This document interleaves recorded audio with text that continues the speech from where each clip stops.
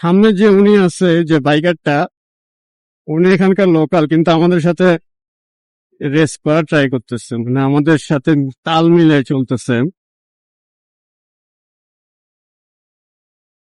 উনার গাড়ির থেকে প্রচুর পরিমাণে নয়েজ আসতেছে, কিন্তু উনি হাল ছাড়া পাত্র না, উনি টানতেছেন। মিররও দেখা যাচ্ছে উনি হেলমেট নাই, কিছু নাই, কোনো কিছু নাই। 100 ক্রস করতেছে। আমি একটু স্লো করি, উনি যাক। দেখেন অবস্থা, হেলমেট টেলমেট কিচ্ছু নাই।